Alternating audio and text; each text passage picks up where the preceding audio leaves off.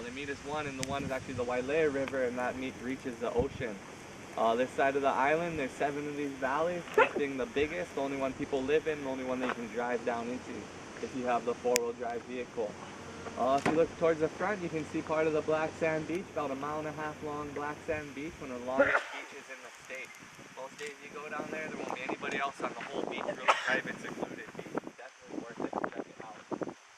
If you guys look right above the beach, you see the kind of arrow-looking thing pointing out towards the ocean. That's actually Muley Trail, or the Z trails we call it nowadays. That's part of the ancient Hawaiian Kings Trail that goes around the whole island. Nowadays we just have to get to Waimea Valley, one of our sister valleys. It takes about 6 to 8 hours to hike back there. We go back there to camp, hunt, fish, just get away from everything. If you guys look right below the trail, you see the pond-looking thing. That's actually ancient Hawaiian fish pond.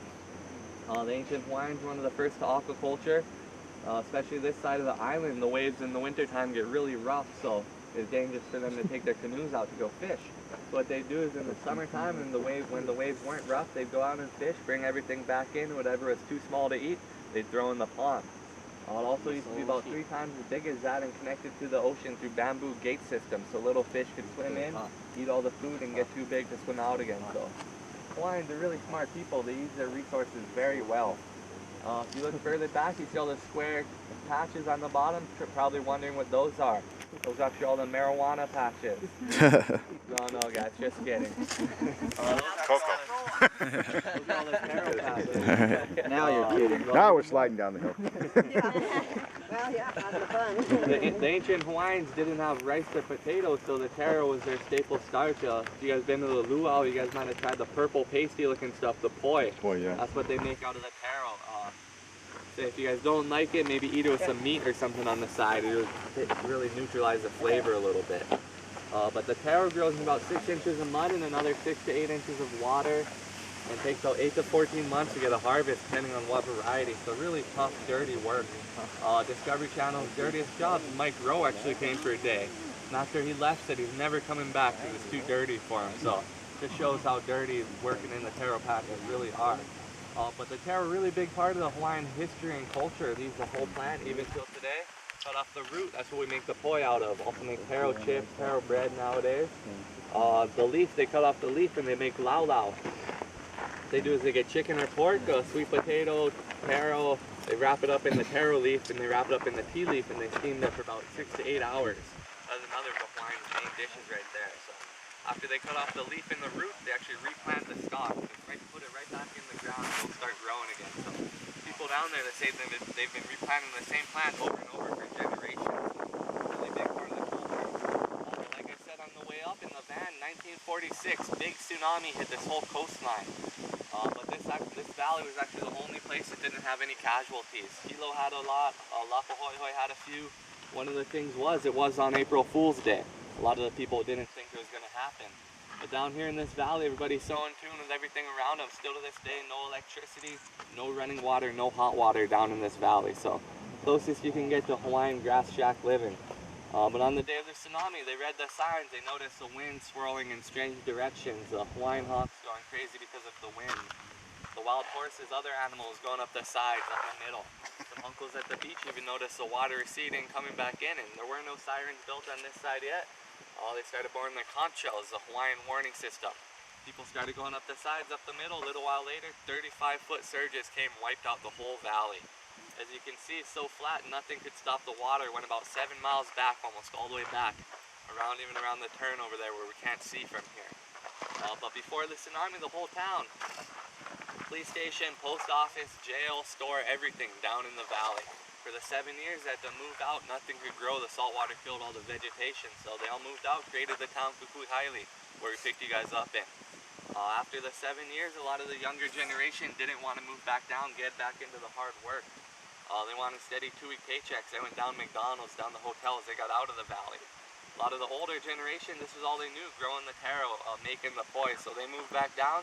What they did is they hui together, they came together, worked on one person's property, made it all nice, went to the next person's property, made it all nice, till the valley's what it is today. There's actually another tsunami that hit in 1961 that went about halfway back. That's why most of the houses and the patches are in the back half of the valley. But back before the tsunami, the whole town was down there. Nowadays, about 60 to 70 full-time people living in the valley. Maybe 150 affiliated with the valley. The rest we call weekend warriors. They have property down there. They live up here, work up here during the week, and on the weekend they go down and they work their property. So Smart. my brother is actually one of those. He lives up here, works up here, and he's got a little piece of property down there. He leases. 70% of the valley they lease out land from the same trustees we do, Waimea Schools and Bishop Estates. They own 70% of the valley. The other 30% is owned by families passed on generation by generation from back in the old days. So, back when Captain Cook actually sailed through the islands, he claimed to have seen tens of thousands of native Hawaiians living down in this valley alone. So I actually call it the Washington, D.C. of old Hawaii down here. But this valley is also known as Valley of the Kings. Back in the ancient days, each island had its own kings and royalty, and as children, they were sent to this valley to be trained to become the future kings and queens. One of the reasons, if you look at it, if you look at the sides and the back, no invading armies could have came in that way. They either had to paddle their canoe or come on the trail, and either way the kings had watchtowers each point, so they would have seen them coming. But even still, this beach to this day is considered a sacred burial ground, the whole beach. If you get down there, you'll notice lots of signs saying no camping, stay on the roads, no ATVs, because after a lot of the battles, the kings would bury their finest warriors on the beachhead. I think it would make the beachhead stronger. So the whole beachhead, even down in the valley, if you guys go explore a little bit, if you go on some of the trails, you'll see lots of marked and even some unmarked graves. So you go down there, it's a total different place. Just leave all your negative thoughts up here, go down with just positive mind, and you guys will have a really good time. But if you guys look to the left, you can see part of Hi'ilave waterfall. You can see a little bit of the part at the top. If you get a picture, you guys can go ahead and Photoshop the water in later. But that's the state's second tallest waterfall. It used to be the state's tallest twin waterfall until they diverted the left side. You can see the little indentation to create the Hamakua ditch, which we passed on the way up. In 1906, we actually had Chinese immigrants come in and hand dig a tunnel from the valley floor. It was almost right underneath us. We're going to be going through a series of 3 gates. The first gate, you guys look to the right, you see the reservoir and the tunnel where it comes out of the hill. But if you look across, even all those little indentations will turn into little waterfalls when they get enough rain up in Waimea. The one in the middle, you can see a little trickle of water coming down. That's the Neve, and it's actually got 7 sacred ponds. You can climb up and swim in each pond. But if you guys look straight across over the ledge on the other side, you can actually see the top of Maui. From the nearest point, it's about 26 miles, one of the roughest channels in the world, but it's so narrow yet gets so deep so quickly. So. But if you guys have any questions, want any pictures, let us know. This is our Kodak moment, so be happy to get you guys some pictures.